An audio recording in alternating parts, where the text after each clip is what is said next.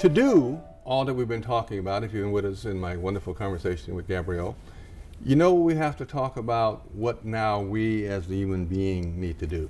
So, to be able to lead from within, you have to know your own story. You have to understand your own beliefs, your own prejudice, your implicit biases. We have to lead together. We have to know and love each other unconditionally, value each other as human beings, share our stories, create the discourse, talk about reconciliation and healing, and move to the issues that we collectively can work together on. We have to lead for our outcomes. We have to really be clear on what the outcomes are going into this that we want to do. What are the structures? What are the systems that impede us from getting to our desired outcomes, and understand how to work those? And we have to learn to address systems change that talks about policy change. Because at the end of the day, if we do not affect policy change, there's nothing that's going to significantly happen. And then we have to lead for sustainability and consistent of alignment in our thinking, feeling, and action behaviors. It is that whole thing that we've done here on conversations before, to really look at the head, the heart, and the gut, the think, the feel, the act, the fancy way, the cognitive, the affective, the behavioral, the past, the present, the future, yesterday, today, and tomorrow, the message, the mission, the motivation, the traditional, the transitional, the transformational. All those things are important to be clear on, because they operate and they affect our lives every single day, whether we do it consciously or unconsciously. Those things are with us every day. And so to think through those things of what it means to be a human being, what do we have in common? What is our common humanity? What is our common destiny? What are we called to be? I'm not talking about individuals and persons. I'm talking about human beings, the essence of human beingness. Because we're locked so much in this morass of I and me when you talk about individuals and persons. The I and me people versus the we and us people. And somewhere, Gabrielle, I read and was taught and learned there are 5 tenets of what it means to be a citizen living in democracy. What are my individual rights and privileges? That's the I and me discussion. But also, what are my common duties, obligations, and responsibilities? To whom? The other. Define the other in our society. Someone different from me, someone does not look like me. Mm-hmm. However, that's the great we and us conversation. Yes. We still are fighting, trying to figure out how to get to we and us. There is no we the people. No. There never has been we the people. No. And so it seems to me on the 50th anniversary of Dr. King going forward, to establish the beloved community, we have to figure out how to get to we and us.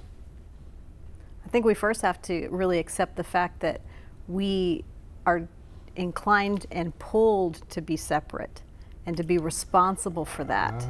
We are pulled to that. As we sat in the conference, I know that you'll mention. Yes, the Texas Faith and Health Summit that we both took part of, put on by the Houston Graduate School of Theology, and a big shout out to Dr. Fred Smith for pulling it together. It was a great conference. It was spectacular. And as I was listening to all the conversations going on, I realized that, you know, we had the health sector represented, we had the faith community represented, and I realized just how pulled we all are to call it a primal instinct to be in our own group.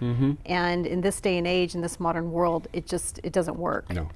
But if we can be responsible for the fact that we go there and then not let that lead the way, then we can open our ears and listen to each other, and also be responsible for the fact that we don't listen to each other. No, we don't. And it was clear having, as you said, healthcare in the room and the faith communities in the room.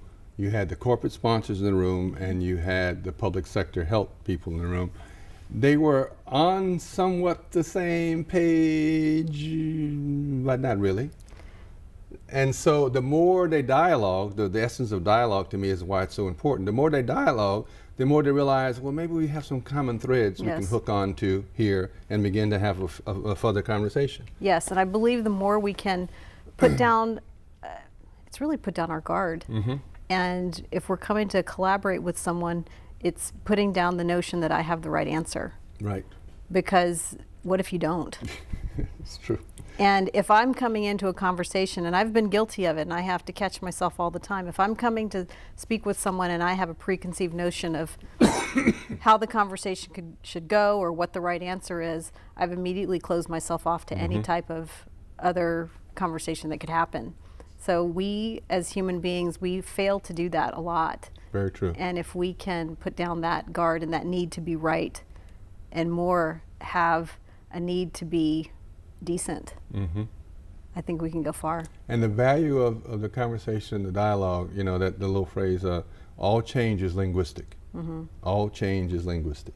So the longer we're talking and the more we talk, the more we have a chance, I think, to enter into each other's world and reality, hear each other's story, understand the story and experiences that shapes who and what we are and why we think and feel, Yes. and therefore how we're going to probably act in certain ways around certain issues, and understand that the commonality of those experiences, the more we talk, there is some overlap.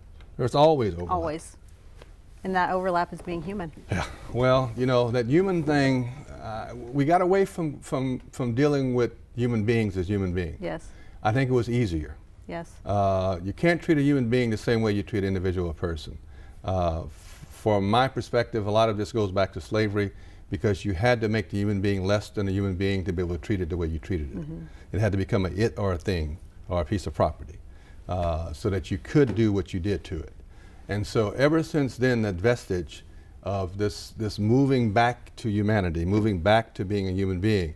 That's why I thought when the sanitation workers came up with that wonderful slogan, "I am a man," that was part of that redemption of what it Yes. means to be a human being, and move the agenda forward to look at me first as a human being, as a man, as a woman, treat me as an equal, understand that I am an equal created by God, and that beyond that, we can talk about differences of skin color, but it still doesn't change that I'm a human being. You know, there's a saying, you can't hate or dislike someone whose story you know. That's true. That's true. The more you've talked about other people's story and the commonality, and again, also the pain that goes with stories. There's Yes. always a pain. There's joy, happiness, but there's always a pain that goes through It goes stories. alongside, yes. And so we have to get there. We're about out of time, so let me give you a quick little 30 seconds to kind of wrap up to make sure you get anything that you wanted to get in that we left out before we have to go here. Oh, I appreciate that. Well, I thank you for having me. And if I want to leave people with anything, it is to challenge them to listen more. Challenge them to listen more and be in dialogue with the other. Yes. However we define the other. I want to thank you, Gabrielle. We'll do some follow-up on all this stuff. Let me do a quick little close here, if I may, to talk about this conference that's coming up on April 28, The Heart of Houston, Lessons in Servant Leadership. Dr. Kleinberg is our keynote speaker at St. Mark's Church on Saturday morning, April 28, from 8 to 2 o'clock. But the important thing about the Heart Conference this year, this is the 5th year, HEART stands for Helping Each to Achieve Real Tomorrows. HEART, H-E-A-R-T, helping each achieve real tomorrows. And understanding that we are all in this together at all times, an appreciation of the value of the otherness of the human being, an ability to hold tension in our life-giving, affirming ways, the things that we have in common, the things that we have in difference, and a sense of personal voice and agency, and the capacity to create community. We have to get to the capacity to create real community, where we can talk about those hard issues of social, economic, and political realities that are impacting and impinging upon different aspects of our community in different ways.